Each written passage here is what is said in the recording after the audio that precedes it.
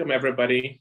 My name is Michael Kimmage. I'm a professor of history at the Catholic University of America, and it's both a privilege and an honor to introduce today's lecture for the Monterey Symposium, but also for a general public on the history of modern Ukraine. This is the second lecture, so it's the second introduction of Professor Plokhii, who is Mikhailo Khrushchevsky Professor of Ukrainian History at Harvard and also Director of the Harvard Ukrainian Research Institute. It's my distinct pleasure to make this introduction as a longtime reader of Professor Plokhii's book. It's not quite the same as welcoming you in person to Monterey, California, but it's very, very nice to meet virtually. And Professor Plokhii is one of those authors that I feel that I know from his books, which are really remarkable. And since we have so many students in our audience, we'll just say two things about the book before passing the baton to Professor Plokhii.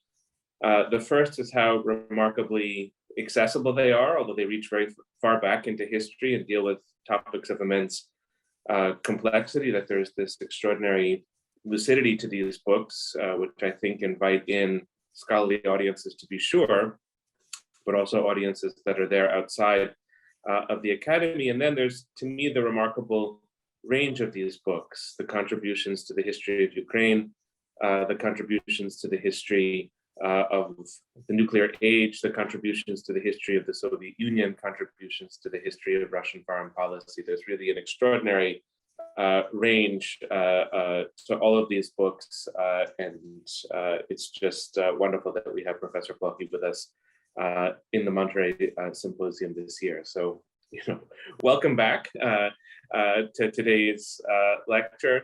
We're delighted to have you here, and with that, let me pass the baton to Professor Plokhii. Thank you very much, Professor Kimmage, first of all, for this introduction and in general for invitation that you extended to me for this lecture series, a short lecture series. This is our second meeting out of 3. And I don't know how much of a secret it is and how much it is related to the current program, but there will be also one more appearance and one more event later in July. There will be a panel, maybe a number of panels. So again, I'm pleased to participate in those events and be part of them. What we are going to talk about today is really the Soviet period in the history of Ukraine and Russian-Ukrainian relations. I changed the title a little bit. The title was The Making of the Soviet People, so I turned it into The Making of Soviet Ukraine, which basically focus is the same. And what I am going to talk about will be Ukrainian history in broader context, international, but mostly in the context of the Russian-Ukrainian relations, from the revolution of 1917 until the really Gorbachev's era. Because with Gorbachev, a lot of changes start. Chernobyl, of course, happens also on his watch during one of the first months of him being in office, fully in office, as elected general secretary, elected by the Congress as opposed to the Central Committee. And the end of the Soviet Union and the beginning of the post-Soviet era, that will be the topic for our next meeting, our next discussion on Monday. As it was the case during our previous meeting, I'll try to share with you screen.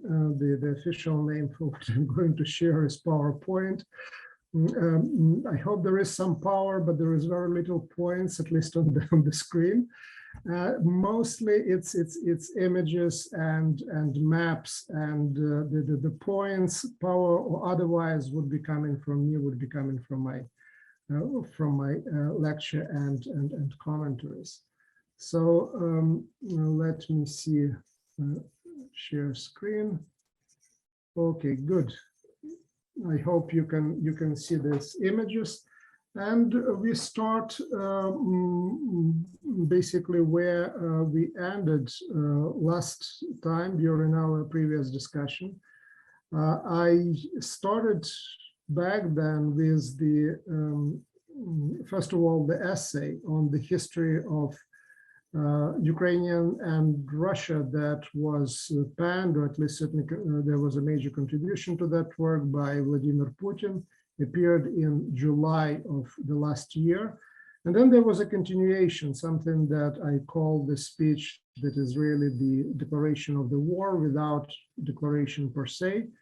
That was a speech that was given on the February 21st of this year, on the occasion of the decision of the Putin himself, but then approved by the Russian Security Council in a quite bizarre televised, taped and then televised meeting. The decision was to withdraw from the Minsk agreements. And withdraw from the Minsk agreements really meant not so much what Russia would do or would not do, with the regard of the puppet states that it created in 2014, but it was opening the door for the war, for all-out invasion. And that was not clearly stated in the speech itself, but it was certainly there between every single line of the speech, because the speech was not just about the Eastern Ukraine, was not just about Donbass or Luhansk. That was about Ukraine and continuation of the argument of delegitimizing of the existence of the Ukrainian state and Ukrainian nation. And one of the arguments that was put forward was that, well, Ukraine is illegitimate state because it was artificial creation of the Bolsheviks and Vladimir Lenin in particular. Well, for those who had a chance to look at the syllabus that was proposed and looked at the readings that were suggested, there is a very important article by my predecessor at Harvard in the position of the professor of Ukrainian history, Roman Shporlyuk. It's on Lenin and Great Russia and the Ukraine or Little Russia. And one thing that certainly should be noted in that context is that Lenin in 1917, even earlier than that, represented the trend of thought that was not really committed in a major way to the existence of the big Russian nation. That means the Russian nation, imperial creation of consisting of the Great Russians or Russians, Ukrainians, Little Russians, and Belarusians or White Russians.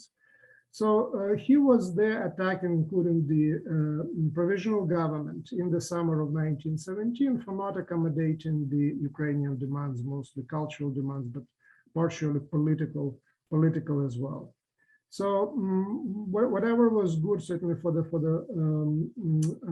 disintegration of the monarchy, to the undermining the monarchy, to undermining then the Bolshevik opponents in the provisional government, was also good for Lenin. And from that point of view, the idea of the Ukrainians being separate from Russians was certainly not of Lenin's creation, but was embraced by him.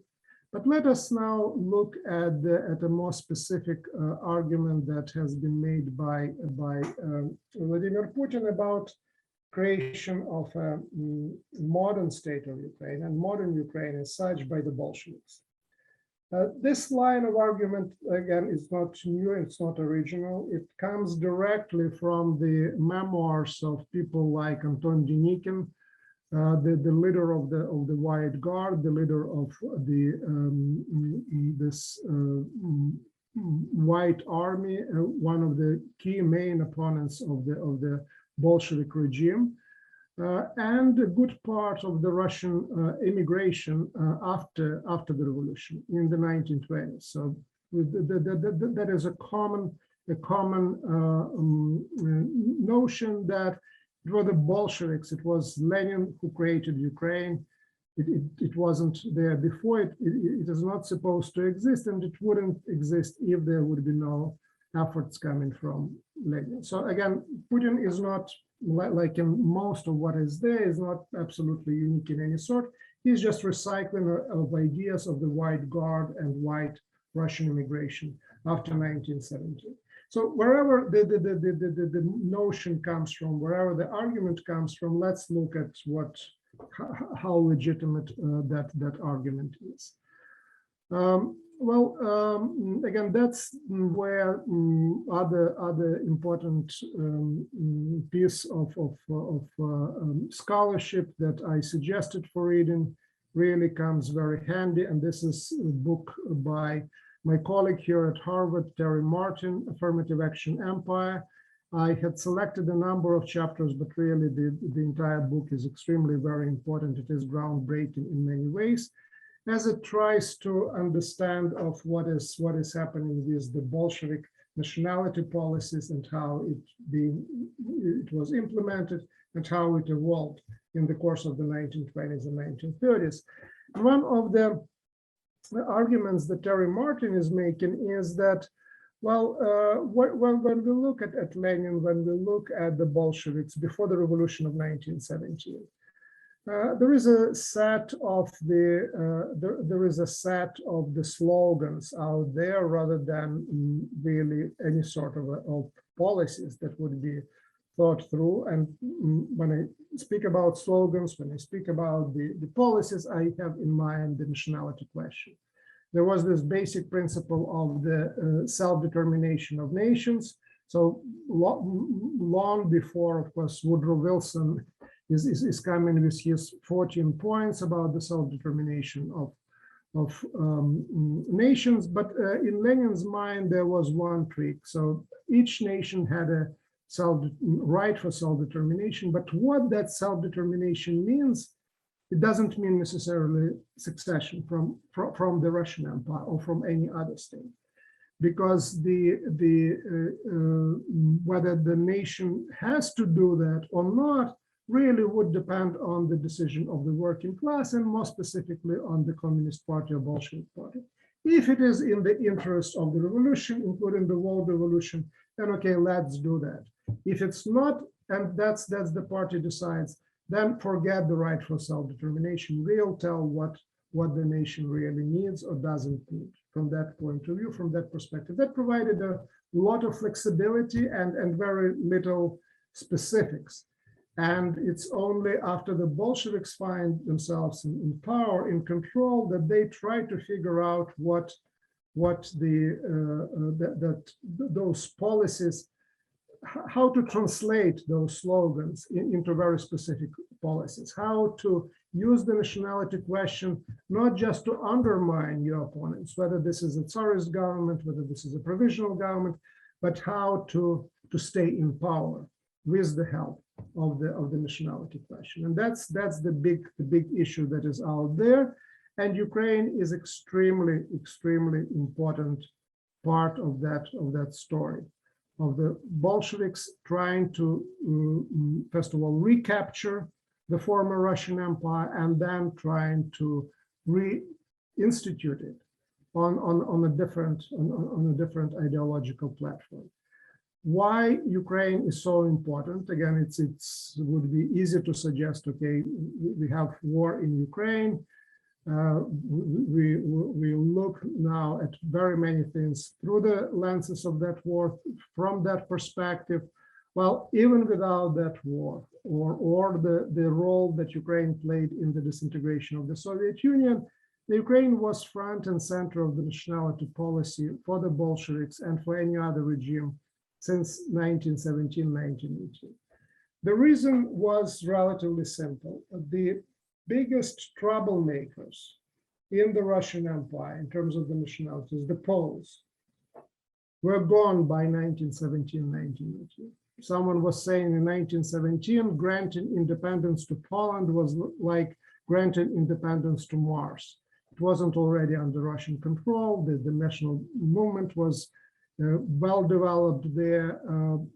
Woodrow Wilson in his 14 points very specifically talks about Poland. So the Poland was gone, and then the biggest troublemakers through the entire period of the Soviet history emerged Ukrainians.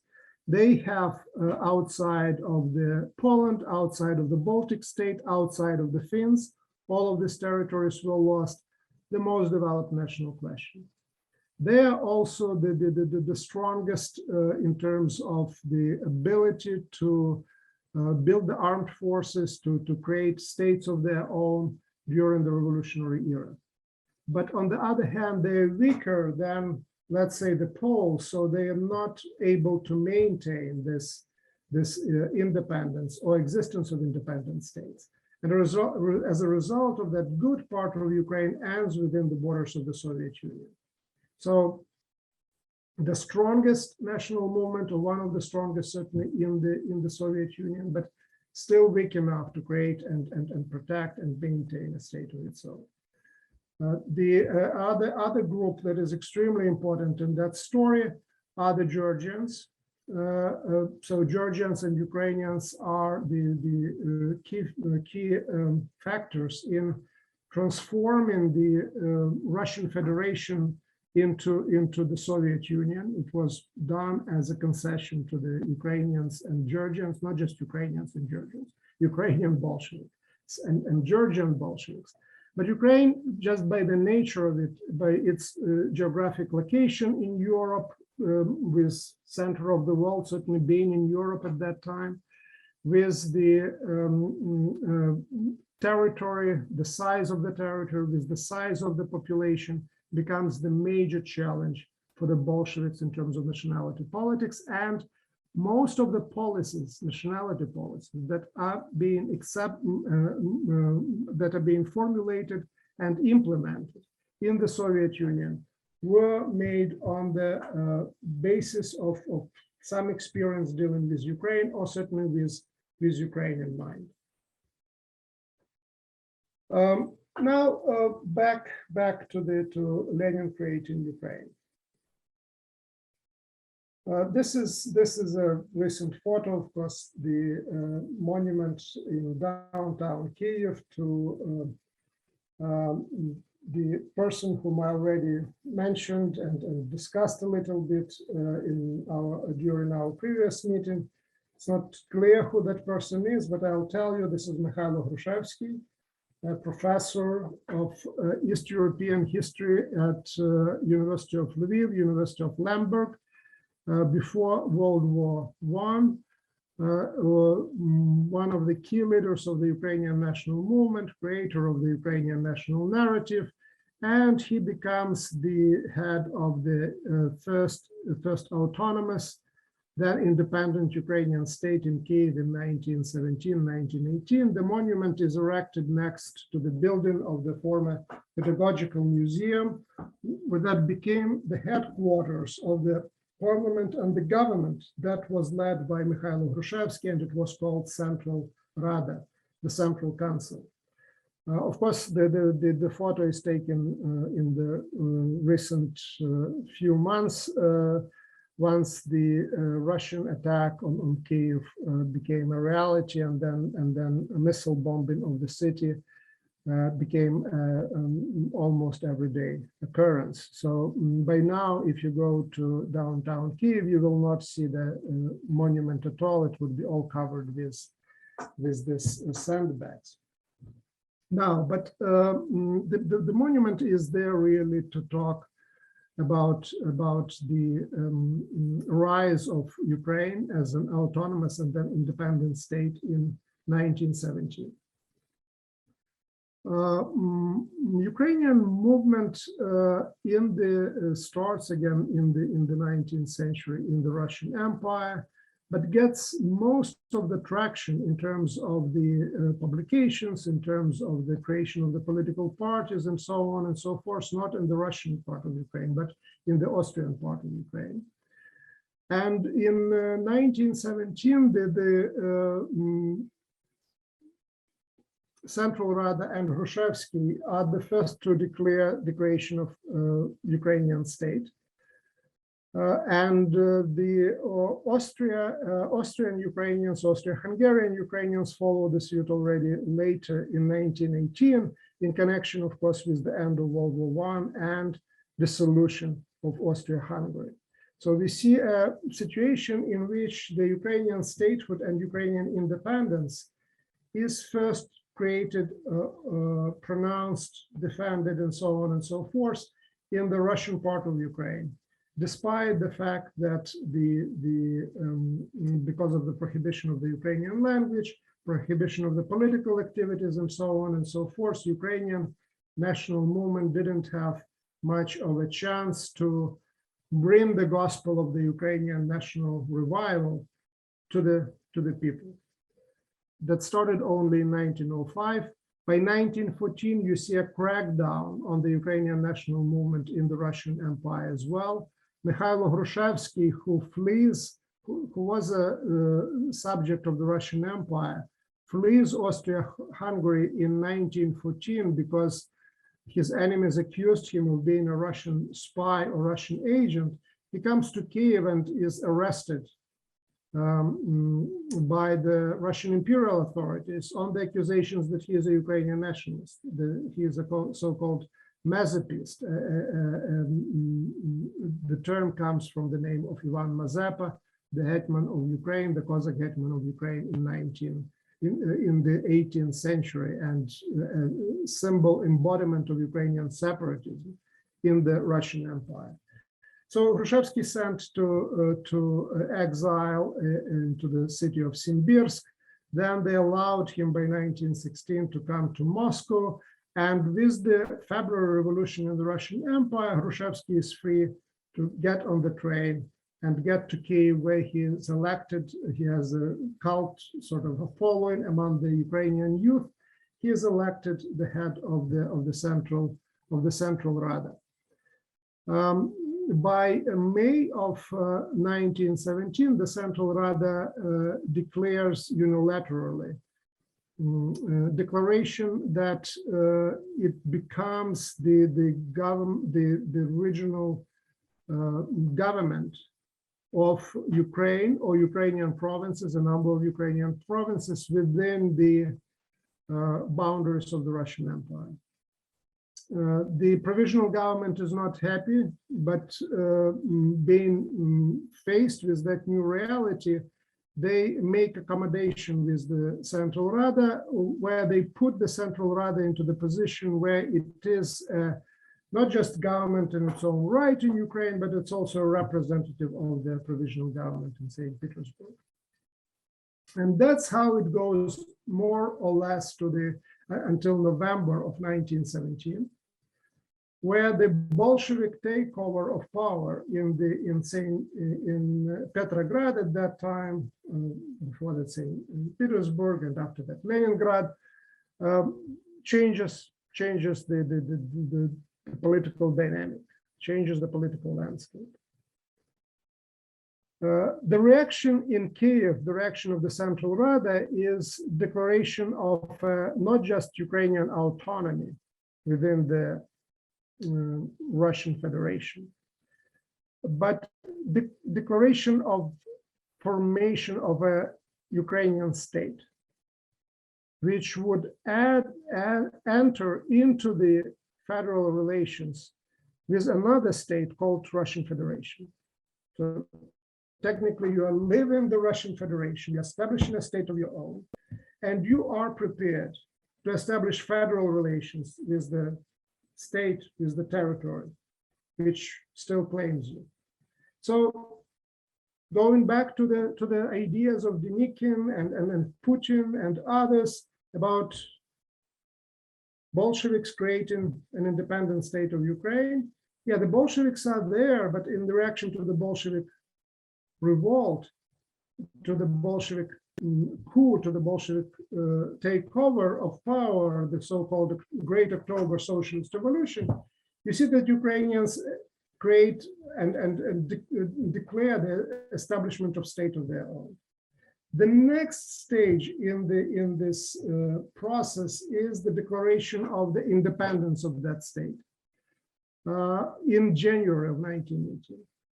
And again, the Bolsheviks play extremely important role in that story, but not the role that the White Guard narrative of history of the revolution suggests.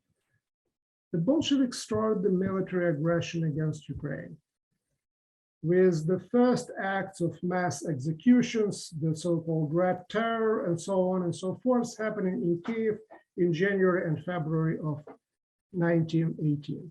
The so-called Moraviov, the Colonel Moraviov takeover of Kiev. They shelled specifically aimed the building where Hrushchevsky lived. Hrushchevsky flees, his mother dies in the middle of this bombardment of Kiev.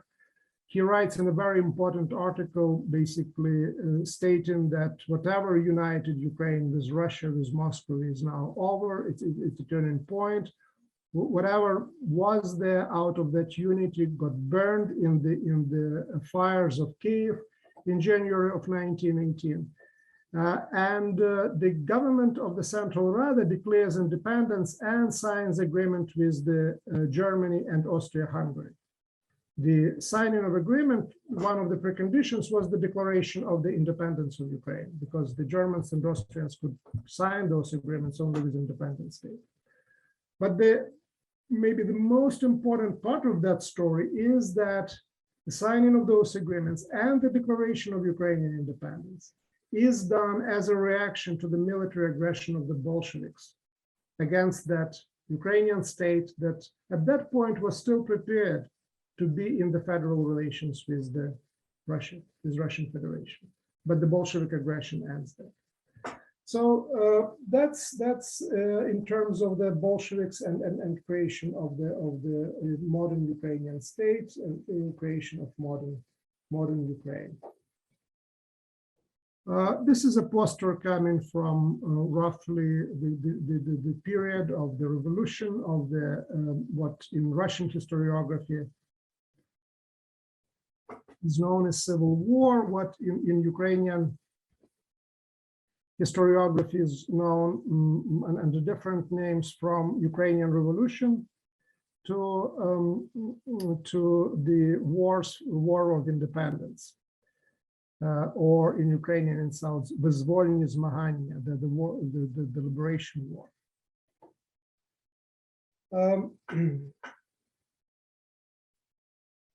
There has been a discussion in historiography of whether, regarding one of those terms, the term Ukrainian Revolution, whether there was such thing as Ukrainian Revolution, and why invent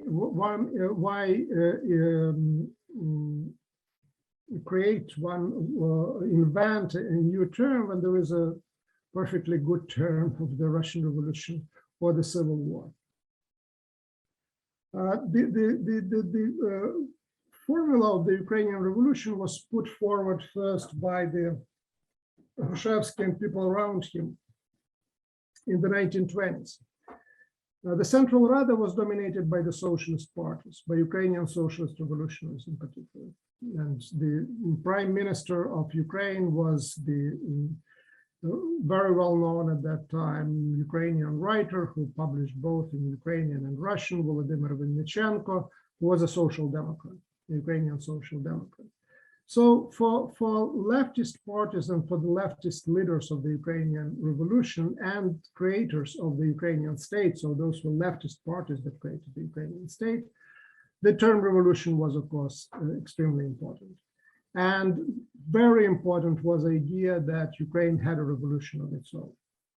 But even if you put aside this ideas of the socialist revolutionaries and Ukrainian social democrats and so on and so forth, what you see is that the term civil war really doesn't work for Ukraine as a Russian civil war, partially because there is already at war had been two states. One was the Bolshevik-controlled Russian Federation, another was the first autonomous, then separate state in federal arrangement with Russia, then independent state of Ukrainian People's Republic. But another very important reason is that only part of Ukraine was, of course, within the Russian Empire. Another part, western areas of Ukraine, were part of Austria-Hungary. And by 1919, you see that the state that was declared in Austria-Hungary and the state that was pronounced in Eastern Ukraine, they declare the unification and creation of state of their own, one unified Ukrainian state. The Galician soldiers play extremely important role in the history of this Ukrainian Revolution, or War of Liberation in Russian part of Ukraine. So sticking to the categories of Russian Revolution, sticking to the categories of the Civil War, really doesn't do justice to the developments that were happening at that time in Ukraine, and really misses a lot of important part of that story outside of that given frame. So again, going at this poster, so what you see here, that would be certainly representative of the Denikin army, of the white guards, who were there with the idea of rebuilding and reconstituting one and indivisible Russia, and very much believed in the existence of one big Russian nation. So these are the guys who then produced that narrative about Bolsheviks creating Ukraine, and Ukraine, of course, being an artificial formation. You see Bolsheviks and the social revolution coming here from the territory of Belarus, which is partially true, but also it was coming mostly from Russia. And you see the Romanian state extending its borders, getting parts of what is today's Ukraine's Bukovina, and the Hungarians are there, and of course Poles are there. What you see is that through this long period of the chaos and fighting, one Ukrainian state is being replaced by another. The Central Rada eventually falls and was being replaced by the German-backed conservative government of Hetman Ivan Skoropadsky. The end of World War I and withdrawal of the Germans and Austro-Hungarians produce a new reality, where the former members of the Central Rada, now led by Simon Petlura, are trying to recapture control. The Bolsheviks are moving in, the white armies are moving in, and Ukraine really goes in flames of the revolution, war of liberation, civil war, you name it. There will be elements of all of that in that story, creating the biggest, the largest peasant army that ever existed either in Europe or on the territory of the Russian Empire, up to 40,000 people at some moment, led by Nestor Makhno. What you see, of course, in the middle of this war, it's not just armies moving one way or another, foreign or local or otherwise. You see a lot of suffering on the part of the population at large. You see pogroms, which are important part of the developments at that time. You see what would be classified today as crime of war, especially when the Bolsheviks are taking over Crimea and execute tens of thousands of the soldiers and officers of the White Army. So it is extremely, on the one hand, dynamic period, but on the other hand, it's extremely dramatic and tragic period in history of Ukraine. Now, Ukraine emerges out of the revolution and revolutionary wars, being divided not between two countries, not between two powers, but between four. So that would be let me see, I have it here. The Soviet Russia, which would take eastern and central parts of Ukraine. There would be Poland, there would be Hungary, and there would be Romania as well. Now, the Bolsheviks, being true to their basically idea of on the one hand, recognizing the existence of the Ukrainian nation, but on the other hand, not allowing the Ukrainian state to exist, or at least to exist as an independent state, find themselves in control of most of Ukraine by the year 1921. And to stay in Ukraine, they had to change their policy from the policies of 1918, when they came to Ukraine and people were shot on the streets of Kiev for speaking Ukrainian because they were perceived to be supporters of the Ukrainian national government. They, by 1919, to accommodate the national movement that came to the fore in Ukraine, they changed the policies, and it is Lenin who is formulating this new policy about accommodating Ukrainian cultural demands, linguistic and otherwise. Lenin formulates that in December of 1919. Terry Martin describes that in big detail in his book about this policy, the so-called cruel lesson of 1919, where Lenin tries to learn, understanding that not just to conquer Ukraine militarily, but to hold Ukraine, you have to make accommodations to the Ukrainian national movement and Ukrainian national aspirations. Part of those accommodations, but also a tactic that was used by Lenin at that time, especially in 1919, was a declaration of formally independent states. So that helped to navigate the international treaties, including the treaty with the Bolsheviks signed with the Germany and Austria-Hungary. So by the year of 1922, you see the Bolsheviks signed control of the most of Ukraine, most of the Russian Empire. But formally, Ukraine is an independent Soviet Socialist Republic. The same is true for Belarus. And by the year 1922, when this Russian Federation emerges on the international arena, wants to sign international agreements, in particular with Germany, there is a big issue of who has the right to do that. The Minister of Foreign, or People's Commissar of Foreign Affairs, Checherin,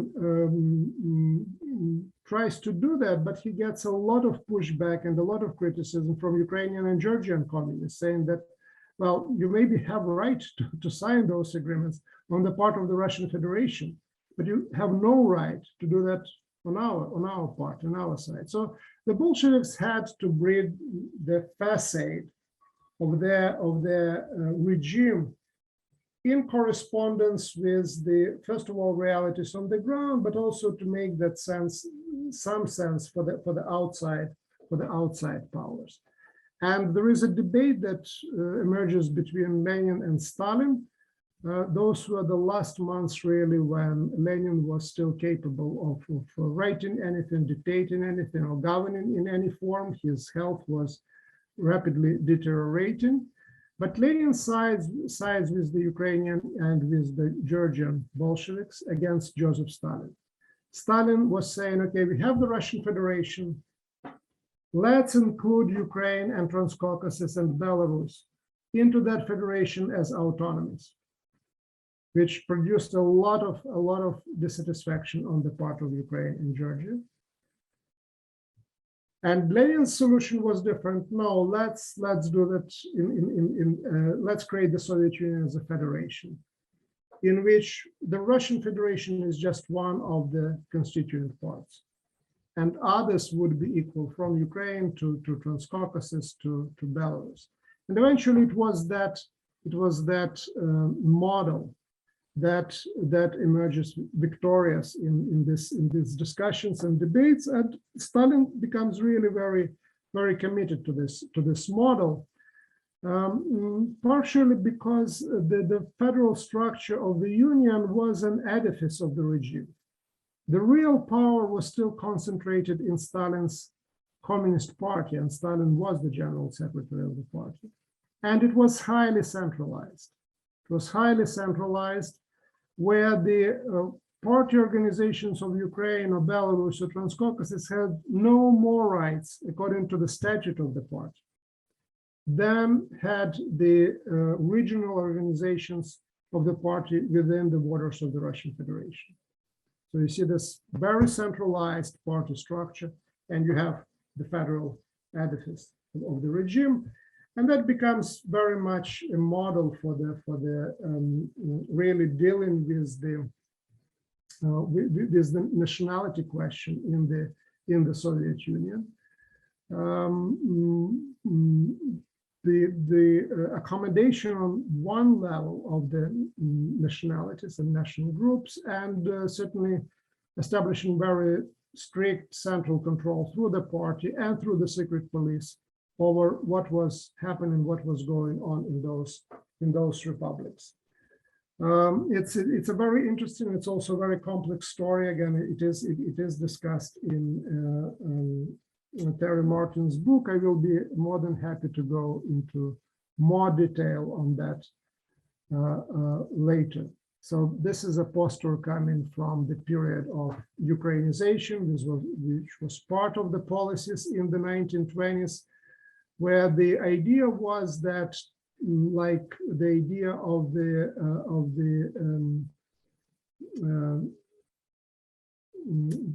really spread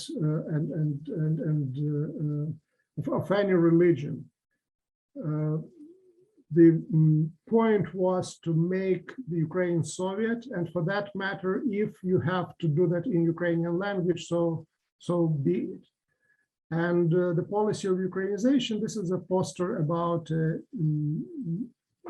Ukrainian older man, father dressed in the Ukrainian embroidered shirt, tells in Ukrainian to his son that he should join the military training as part of the Red Army. So that encompasses what it is about. So loyalty to the regime, loyalty to the state, loyalty to the ideology, but accommodation on the cultural and linguistic levels to the nationalities. And again, Ukrainians are the biggest non-Russian ethnic group in the Soviet Union at that time. So a lot of these policies, Ukrainization in Ukraine, the so-called Korenizatsiya, allowing the regime to establish roots in the regions, Koren root. That's the key feature of the nationality policies in the Soviet Union in the 1920s. The major turning point in that entire story happens during the Ukrainian famine of 1932-1933. Here you have two maps. On the left, that's the areas of the Soviet Union that were affected by the famine. That's where you see Ukraine. Crimea, that part was not part of Ukraine, so miraculously, the number of people who died there are lesser than it is in Ukraine. Other areas most affected by the famine are the Kuban area, where the Ukrainians constitute roughly 50%, and then the low Volga area, including the German Autonomous Republic, where the highest death rate from the famine is among the Germans. So the famine has a very clear ethnic characteristics in the sense of where it is happening, and disproportionately the non-Russian regions, non-Russian areas are being affected.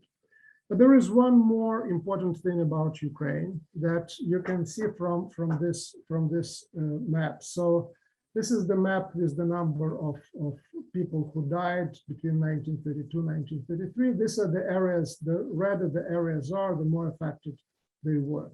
So they're in central Ukraine. Here they are on this map, which puts them into a very little bit different category from the rest of the most affected areas. This area in Low Volga, this area in the Kuban region are the main producing areas, grain producing areas in the Russian Federation. In Ukraine, the main grain producing areas are here in the south. but they are less affected than areas in the center. And we at Harvard has, I already mentioned last time, this project MAPA, Digital Atlas of Ukraine. One of the most developed modules that we have is on the famine of 1932-1933. I invite you to go and visit and look at those maps, and it's an interactive map. You can also formulate your own question and overlap one layer on the another, looking at the relationship between the number of people who died, the region, the ethnicity, the level of repression, and so on and so forth. And the conclusion that we draw from analysis of this map and data that went into it is that these areas really are affected because they happened to be part of the Ukrainian Soviet Socialist Republic, where the particular separate set of policies were introduced during the famine compared to the areas of Ukraine or areas outside of Ukraine. And what you really see in Ukrainian case is that it's in one and the same decree signed by Stalin and Molotov from December of 1932. The issues are being discussed of the grain procurement, the extraction of the new grain, the alleged activities of the foreign spies, Polish spies, Ukrainian nationalists, and the decision to curtail Ukrainianization among the Ukrainian communities outside of the Russian Federation and to some degree within Ukraine and Ukrainian Federation as well. So by 1932, you see generally a major shift and change in the nationality politics in the Soviet Union, with the so-called minority nationalism becoming and being perceived as the main threat to the regime, as opposed to the so-called Russian chauvinism. That was the policies of the 1920s. Again, a lot of that discussion is in the book that by Terry Martin, and I will be more than happy to talk about that at length.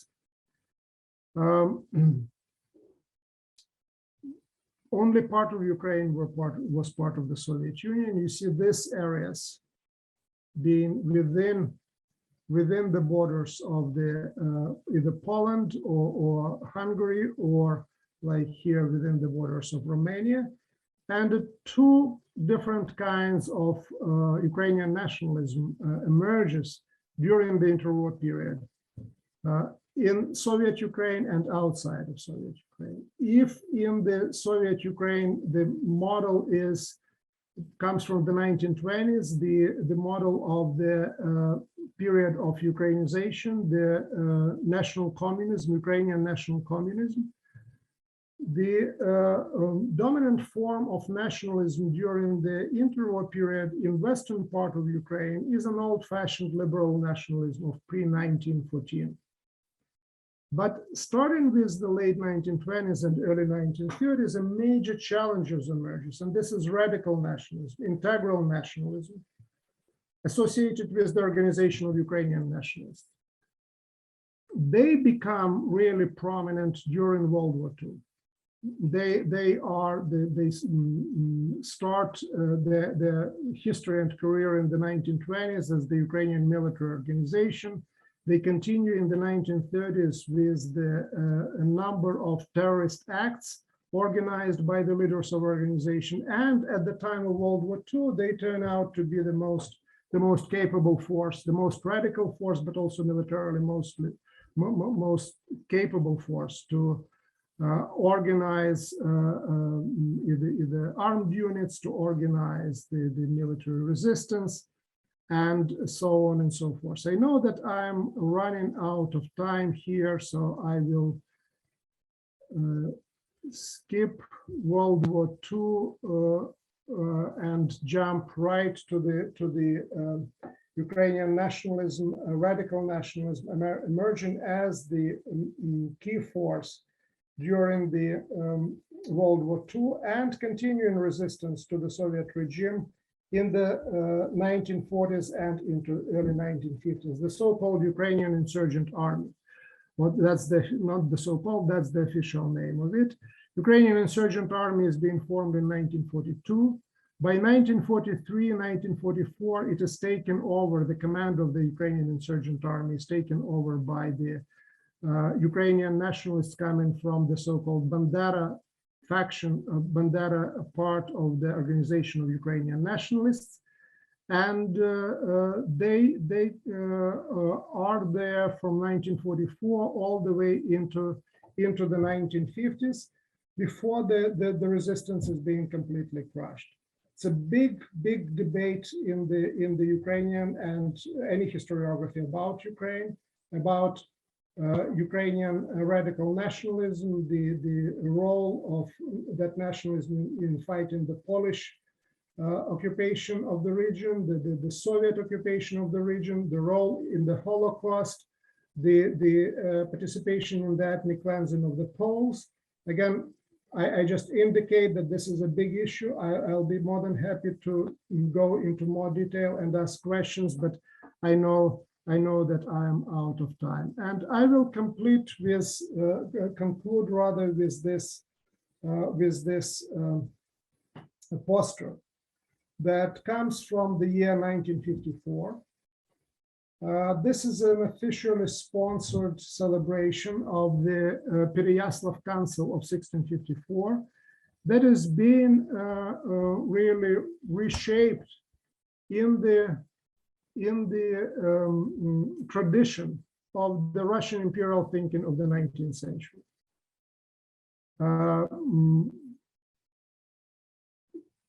1954, the official name of the celebration is the celebration of the 300-year anniversary of the reunification of Ukraine and Russia. The term reunification comes, of course, from the 19th century. I was talking about Khrushchev, I was talking about, maybe not talking, but wanted to talk about Solovyov and others. That's the idea, Panteleimon Kulish and others. That was the idea of reunification of Rus. The mission of Russia, the mission of the Russian Empire that is eventually was fulfilled in the 19th century. Now, this very same ideas are back by the 1950s. The reunification is now not of Rus, but Ukraine and Russia because of the revolution of 1917 and the changes in the Bolshevik thinking that Russia and Ukraine are recognized as separate nations. Part of this celebration is also used to explain to the population the transfer of the Crimea from the borders of the Russian Federation to Ukrainian Soviet Socialist Republic. The decision was made on the basis of the economic geography and administrative structure of the Soviet Union. It made much more sense for the economists in Moscow to have Crimea as part closely connected to the mainland. Mainland happened to be Ukraine in terms of communications, in terms of logistics, and so on and so forth. So that was done for those reasons and purposes. But the justification was done within the context of this celebration in a very imperial form, the reunification of Russia and Ukraine. This is, of course, Russian, who doesn't have embroidered shirt or any indications of his ethnic origins or background. He is here a symbol of progress, of internationalism. And then, of course, the representative of Ukraine is here in embroidered shorts, so is much more ethnographically rooted image. But the progress really comes not with being rooted in the ethnographic context. The progress, the leadership comes with this internationalism that is assigned not just here, not just in this poster, but generally in the thinking of the time with Russia and Russian Federation. And the book by Serhii Plokhii discusses a number of very important issues on the way how the Ukrainian national narrative and Ukrainian identity was adjusted, the official interpretation of it was adjusted in the 1930s, 40s, and 50s to correspond to ever-changing all Soviet narrative and ever-growing importance of Russia, culturally, politically, and otherwise, in the official Soviet discourse. So I end here, and again, I realize maybe too well that I only touched upon on some of really very important parts of Ukrainian history, relations between Ukraine and Russia at that time, history of World War II, but I will be more than happy to answer specific questions dealing with those issues, or for that matter, the formation of the Soviet Union. It's an extremely important part of history in its own right. So I stop sharing, and I look forward to your questions. Wonderful. Well, thank you so much, Professor Plokhii, for this, the second of your lectures. Let me simply invite all participants to submit questions through the Q&A function. I'll also take a quick look at the chat, which I don't see containing any questions so far. And while the audience gathers its thoughts, I would like to jump in with an initial question for you about Stalin's policy of moving populations around the Soviet Union, which, as I understand, was sort of one technique, not only on the territory of Ukraine, but also other parts of the Soviet Union, either to sort of Russify or to Sovietize the populations. And I think of this as going in sort of two directions, sort of ethnic Russians who were moved into new territories, new places, and then others who were deported, Siberia, the Gulag, elsewhere. But I just wanted to ask you about the movement of populations within this larger framework that you're describing of a nationalities policy, and of after Lenin's death, the kind of Soviet Union that Stalin was attempting to create. Thank you, Professor Kimmich. Again, the question is about the movement of the population, right?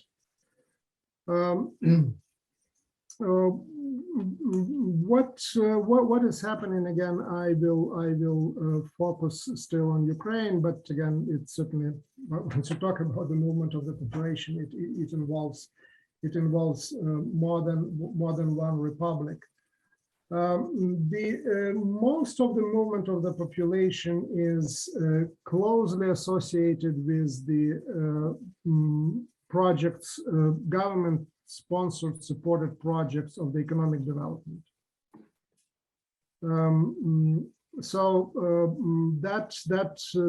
That sort of movement starts really even before the revolution of 1917. If you look at the key figures in the Soviet government after the Second World War, closely associated with Ukraine, those would be Khrushchev and Brezhnev. And they are both the results of this migration of the Russian peasantry from southern Russia. They both come from Kursk Oblast, their families, into the industrial areas of Ukraine. So there is a major influx of the Russian population at the end of the 19th century, the beginning of the 20th century, partially because the Ukrainian peasantry is very reluctant to abandon their villages and move into the mining towns of Donbass, despite the fact that they're next door. But what you see is a mass out migration around the same time by Ukrainian peasantry to the Far East, creation of block settlements of Ukrainians in the Far East, around Khabarovsk and so on and so forth. So when I was talking about the famine and decisions of stop Ukrainization policies outside of Ukraine, first and foremost, that was the Far East, the Ukrainian Far East, where there were newspapers, publications, colleges functioning in Ukrainian, and so on and so forth. This is just the logic of industrialization and land hunger and out migration.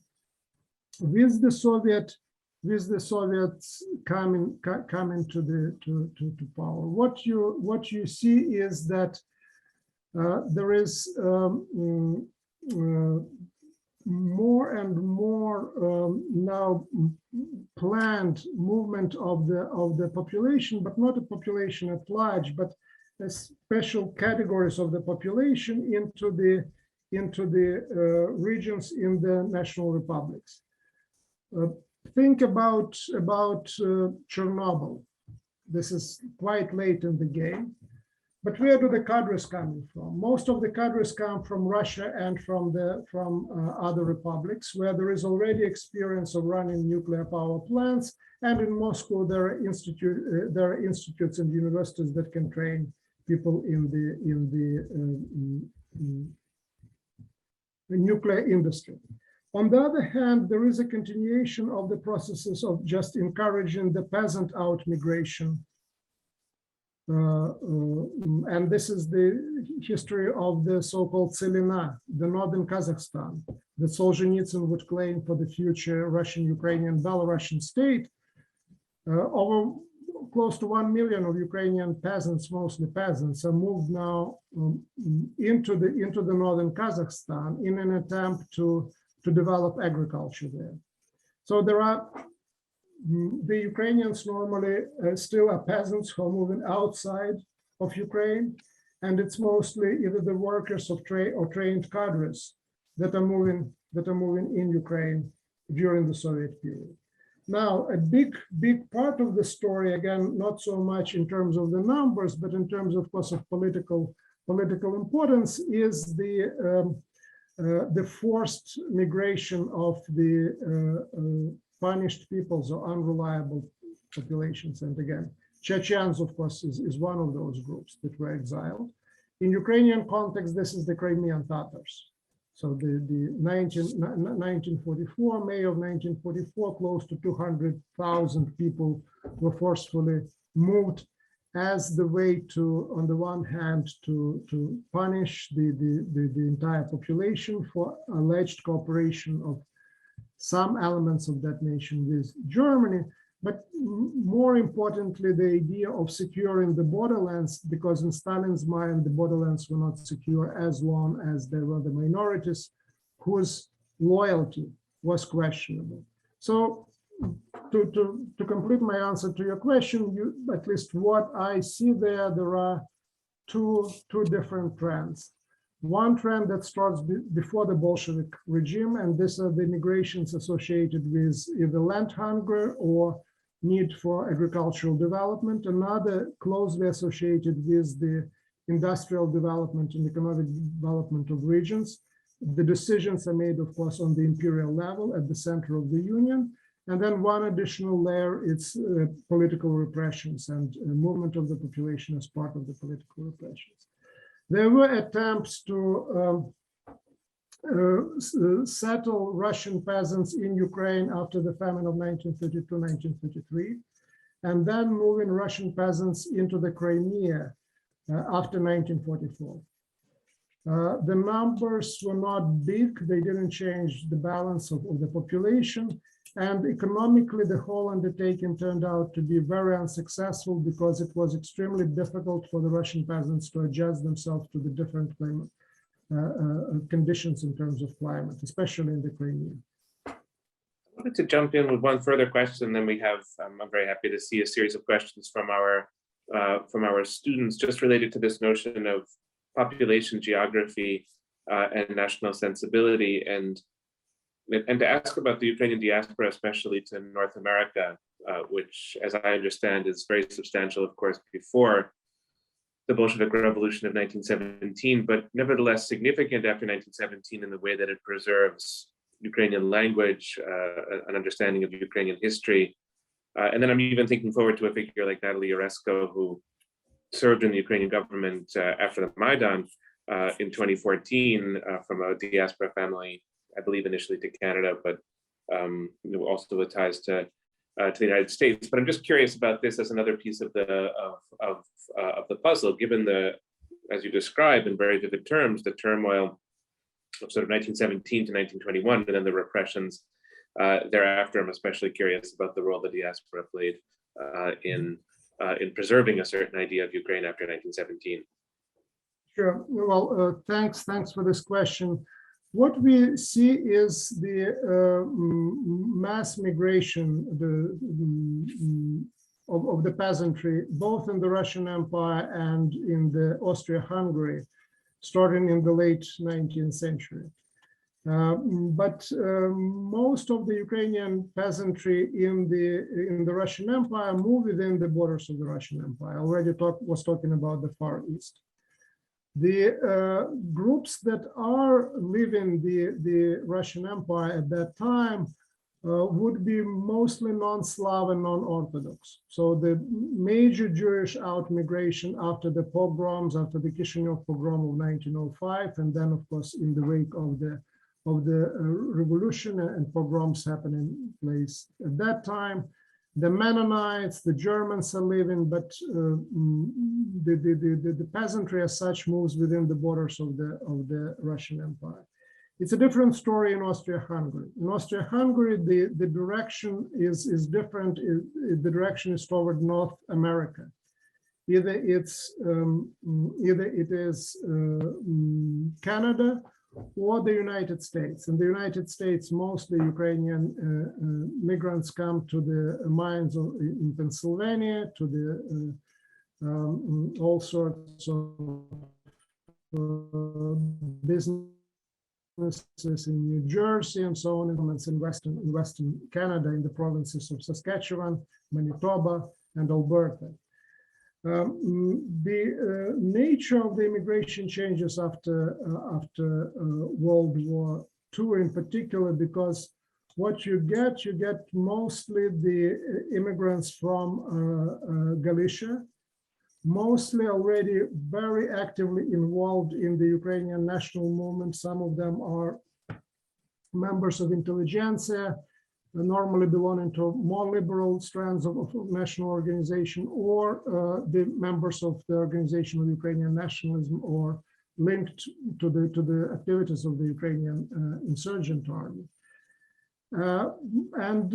What you see, especially after World War II, after Ukraine, the entirety of Ukraine ends up under the Soviet control, the immigration acquires a special mission that it maybe didn't have to the same degree before that.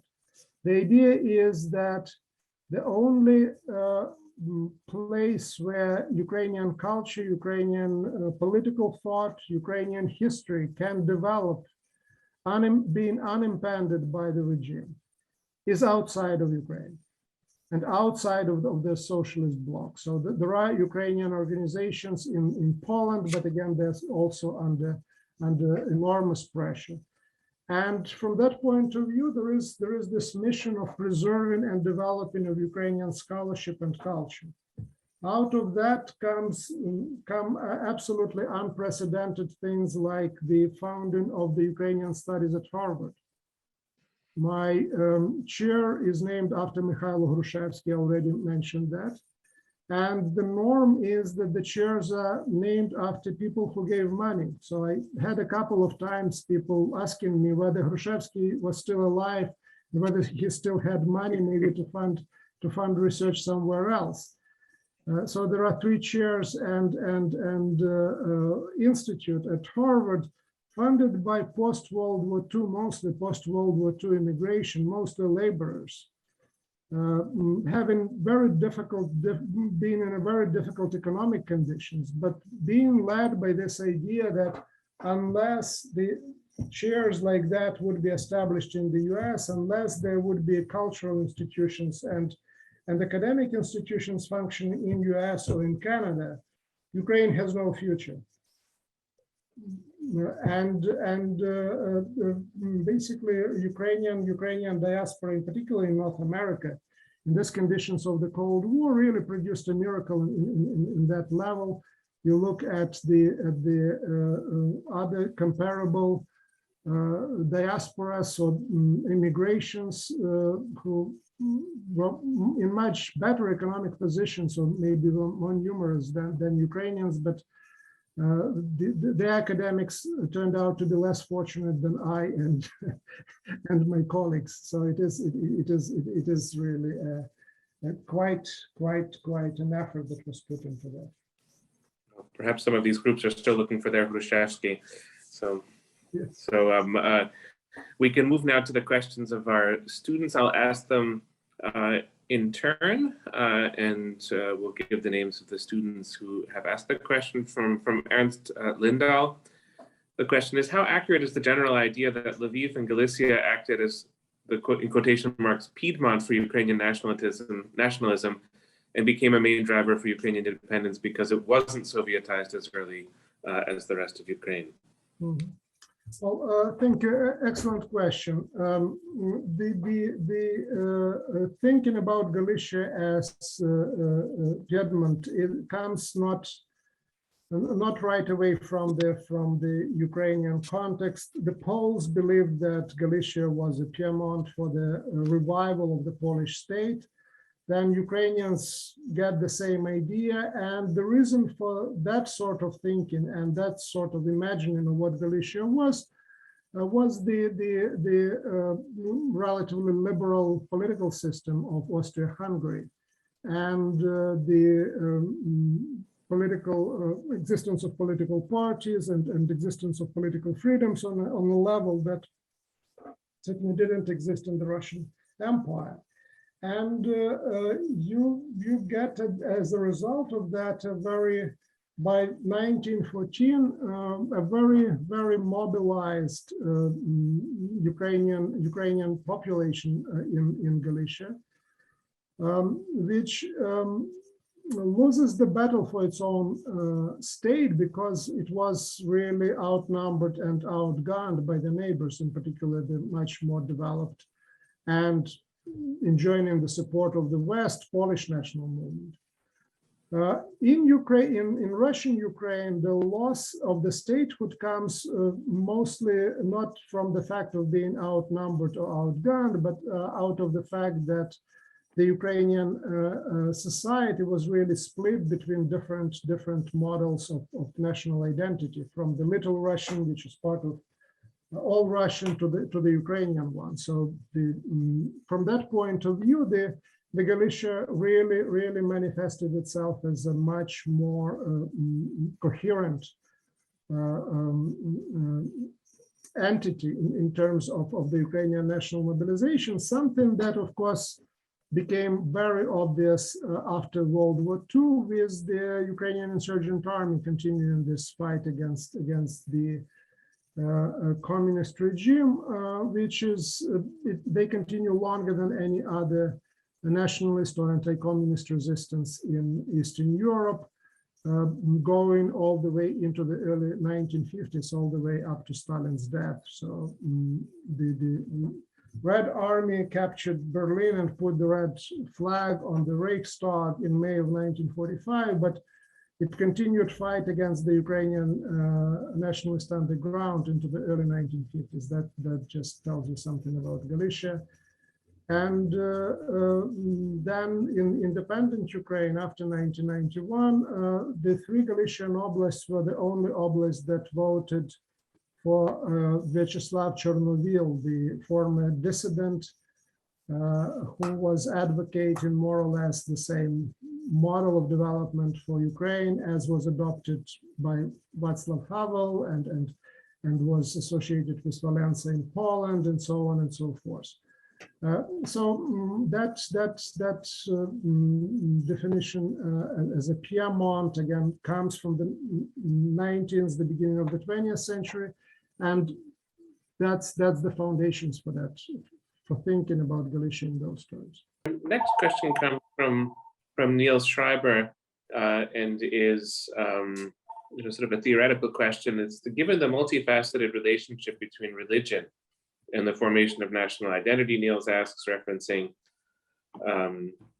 Eric Hobsbawm and Ernst Gellner, could you, Professor Plokhii, elaborate, if at all, on how state-sponsored atheism under the Bolsheviks impacted the trajectories of national identity formation in Ukraine? Is there a shift from religion to quote-unquote modern national identity, as Hobsbawm might have expected or predicted?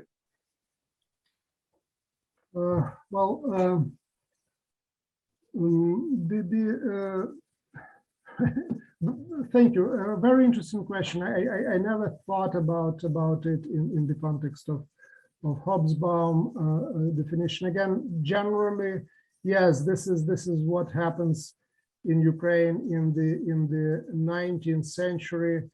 Again, returning to Galicia, you look at the leaders of the Ukrainian national movement in the 19th and the beginning of the 20th century. It is a shift from mostly dominantly religious to national identity, identified even by the fact, or illustrated by the fact, rather, that a lot of these leaders come from the families of the priests. The priests turned out to be national leaders also in Galicia, in western part of Ukraine. But the atheism and how that functions and whether it fit or doesn't fit the overall paradigm, I don't know. Somehow till now I was thinking about this as separate developments. What I can tell you is that Ukraine became quite a unique republic in the Soviet Union in terms of the overall religiosity and religious organizations. So 60% of all the parishes of the Russian Orthodox Church were on the territory of Ukraine. And until the end of the 20th century, already after the fall of the Soviet Union, Moscow Patriarchate had more Orthodox parishes on the territory of Ukraine than it had in Russia. A number of reasons went into that, just a bigger network of the religious organizations. Ukraine was also a Bible belt of the Soviet Union. The Pentecostals, the Baptists, the majority of those communities were in Ukraine. The all union leaders of those organizations came from Ukraine.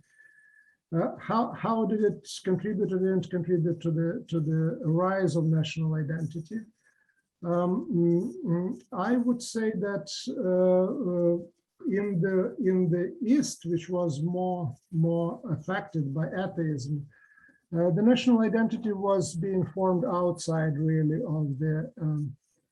of any religious realm or religious sphere.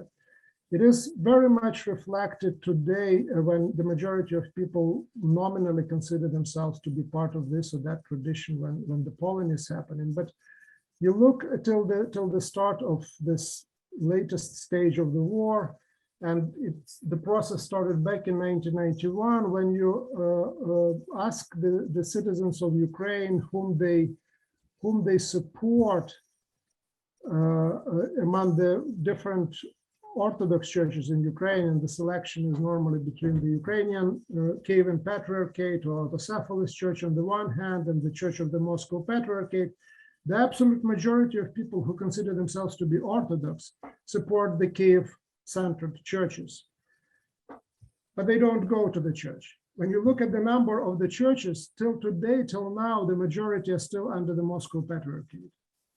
Which really means to me, again, responding to your question, that the Ukrainian national identity is being formed very much outside in Eastern Ukraine and Central Ukraine, outside of the traditional religious structures. But it's a different story in Western Ukraine, in Galicia in particular, where there is no this difference and this break between religious structures and national identity. For a number of reasons. One of them is that the Galicia and Western Ukraine were attached to the Soviet Union at the time when the 1920s and 1930s push against any sort of religion was already a matter of the past. They couldn't really go all the way with atheistic propaganda against the Orthodox communities in Western Ukraine, because that meant that the Orthodox, nominally Orthodox, former Uniats or Greek Catholics would go back to the underground church. So I would say that in Ukraine it depends on the region and history and how it evolved, but in the Eastern Ukraine the national identity is being formed and developed largely outside of the traditional places of worship and structures of religion, and to a degree also the religious thinking and ideology per se. But in the West, these two things are interlinked and intertwined. I'm going to ask two final questions from our group, just with an awareness of how time has passed and how much is left. And we'll pass them along to you, Professor Plokhii, and I think you can consider your answer to these two questions your final word for this morning. And of course, we're very happy that you have one further lecture to deliver. So let me give you the two questions together, and with these, we'll sort of gradually draw to a close today. The first is about, from Richard Schmidt, how Ukrainian Bolsheviks are remembered today in Ukraine, and which role they occupy in today's narratives and historical interpretations on the Ukrainian nation under Soviet rule.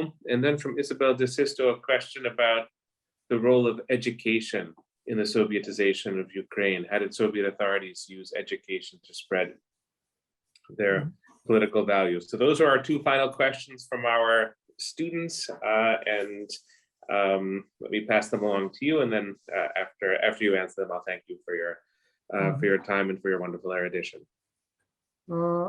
Thank you. In terms of the education, the mass education in Ukraine starts really in the 1920s. And it certainly starts as the part of the educational system created by the Bolsheviks. So it is for the first time really that for a longer period of time, Ukrainian language enters into the classroom and becomes the language of education in most of Ukraine. So most of Ukrainians who started to read and write in the mass level, that's already a Soviet, it's a Soviet phenomenon. And again, we are talking about Soviet part of Ukraine. And from that point of view, the model of identity that's being formed there, that I talked about, a form of sort of a national communism, where the ethnic and national and socialist and communist ideas are coming together. That's the product of the 1920s, and that's a major change and shift. But what you see at the same time with the start, certainly, of industrialization, all union institutions and institutions of higher learning, they offer their courses in Russian. So you see really emergence of hierarchy of languages even within the educational system. You can get, and you're welcome to get, your primary education and even graduate from the high school in Ukrainian, but then you have to deal with the shift of the languages, changes in the languages, if you want to continue and you want to go to the on the university level. On the personal level, my mother was graduated from the Ukrainian language school. She was applying for the medical school, and professors had difficulty evaluating her responses on physics and chemistry in Ukrainian because they were trained in Russian, and of course all the education in the medical school was happening in Russian. My parents learned a lesson and sent me to the Russian language school, which was further away from the place where we lived, with the idea that I wouldn't have the sort of difficulties that my mother had when she entered the medical school and entered the university. So that's again, it's anecdotal, it's also personal, but it reflects realities on the ground, especially when you move further away from the 1920s and closer to the 60s and 70s and 80s. In terms of the Bolsheviks, well, after 2014, 2015, Ukraine experienced a period of the so-called Lenin fall or Leninopad. more than 1,500 monuments and plaques dedicated to Lenin and to the Bolsheviks were removed.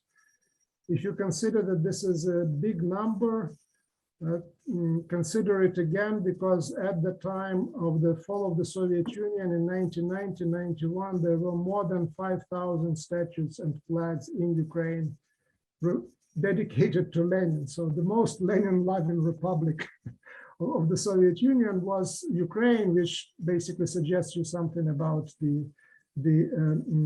also the imperial ways of shaping the city space, the space in the villages, controlling that space. Per capita, the largest percentage of the monuments to Lenin was in the oblast called Ivano-Frankivsk. This is within Galicia, the Piedmont, the hotbed of the Ukrainian nationalists, but that's the most of the statues of Lenin per capita were built there. But once the so-called decommunization started, all of these things were removed, with the exception, of course, of the areas that were not under the Ukrainian control or were within the Chernobyl exclusion zone, which remained to be on a certain level a time capsule. I think that at least that's what I argue in some of my publications or in some of my interviews, is that now I think it's exceptionally good time for Ukraine with this communism as a dominating, at least in the public space, and otherwise phenomenon disappearing, to take another look at Ukraine's experience with communism, the Ukrainian national Bolsheviks. This issue of Mykola Skripnik, one of the leaders of Ukrainianization in the 1920s. What do you do with that? The phenomenon of the Ukrainian national communism of the 1920s. So mostly the attitude is negative, at least when it comes to the public perception, especially in the conditions of the war. But I think that this is also an opportunity to start a new discussion and start a new debate. It's complicated not just by the conditions of the war, but by the fact that at least the communism after 1960s never produced in Ukraine people who would be considered Ukrainian patriots. So the last time that was happening was in the 1960s under Socialist. And once you see the start of the Russian aggression and hybrid war in 2014, the leaders of the Communist Party in Donbass switch sides and so on and so forth, and then of course provokes the Lenin fall and also the decommunization laws.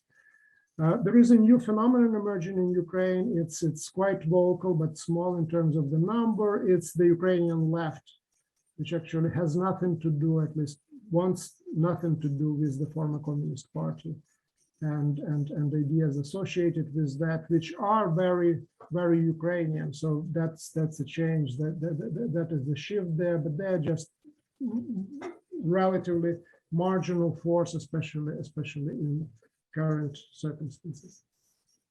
Well, Professor Plokhii, thank you so much for your time and your learning. Today, I'm not going to say this morning, although I think it's still late morning for the two of us, but it may well be afternoon or evening for some of our audience and listeners. And this concludes the second of your two lectures on the history of modern Ukraine.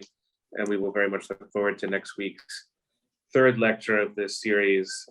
And for those who are tuning in, it will be the same sort of mechanism for tuning in next week. So thank you so much, Professor Plokhii, and until next week. Thank you very much, Professor Kimich. Thank you. Have a good weekend. Yes, you too. Bye-bye. Bye.